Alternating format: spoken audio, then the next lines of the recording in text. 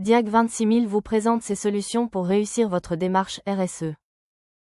Cette vidéo a pour objectif de passer en revue les différentes solutions adaptées à chaque phase de votre démarche RSE.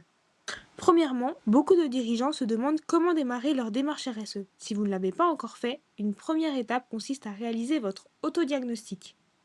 Pour cela, Diag 26000 vous propose un outil interactif pour faire le point en 5 minutes top chrono.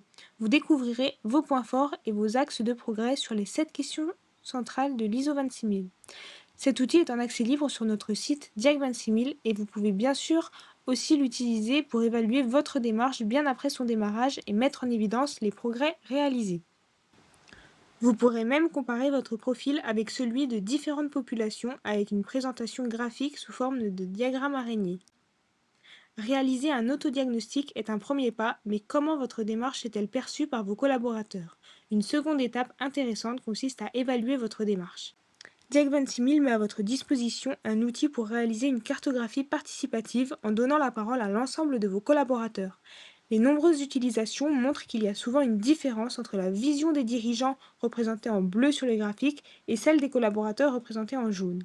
Vous obtiendrez donc un audit de communication pour identifier les aspects moins bien connus de votre démarche RSE. D'autres graphiques vous permettent de construire rapidement un plan d'action en vous concentrant sur les barres rouges qui représentent les avis négatifs afin de voir augmenter les avis positifs représentés en vert sur ce graphique à barres. Au-delà des parties prenantes internes, il est aussi intéressant d'impliquer les parties prenantes externes. Aujourd'hui, la CSRD exige pour les grandes entreprises, mais quelle que soit la taille de votre organisation, cet exercice est utile et enrichissant pour progresser en RSE. Un client et un fournisseur n'ont pas la même vue du fonctionnement de votre organisation. C'est pour cela que l'outil 360 RSE de Diag 26000 vous propose 4 grilles optimisées pour chaque type de partie prenante. On retrouve donc une grille pour les clients, une grille pour les fournisseurs, etc. Vous pouvez donner facilement la parole à chaque interlocuteur et les réponses sont cumulées automatiquement sous différentes formes de graphiques et rapports.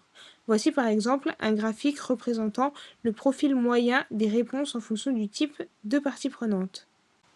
Mettre en place une démarche RSE est profitable pour votre organisation, mais comment le faire savoir en externe? Nous allons voir que des solutions existent pour afficher votre engagement. Gagner des points dans les critères RSE des labels d'offres ou booster votre marque employeur pour attirer de nouveaux collaborateurs, ce sont souvent les objectifs recherchés par les organisations choisissant de mettre en place un label RSE. Diag 26000 vous propose 2 labels. Vous pouvez afficher votre engagement RSE lorsque vous donnez la parole à vos collaborateurs ou le label 360 RSE si vous sollicitez également les parties prenantes externes. Pour éviter les accusations de greenwashing, les labels Diag 26000 utilisent le principe de la preuve cliquable. En cliquant sur le logo ou en flashant le QR code, voici un exemple des éléments extra-financiers que va découvrir votre client, prospect ou votre fournisseur. Chaque organisation reste bien entendu maître de ce qu'elle décide de partager ou pas.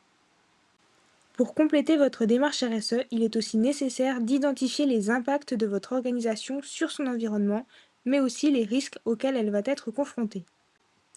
C'est l'objectif de l'outil Matrice de matérialité. Sur les impacts, vous allez pouvoir donner la parole aux parties prenantes externes. Pour obtenir votre double matérialité, vous devrez croiser la perception des impacts avec celle des risques. Diag 26000 vous offre donc une solution simple pour créer votre liste d'items, recueillir l'avis des parties prenantes et construire automatiquement votre matrice de simple ou double matérialité. Enfin, vous devez piloter votre démarche.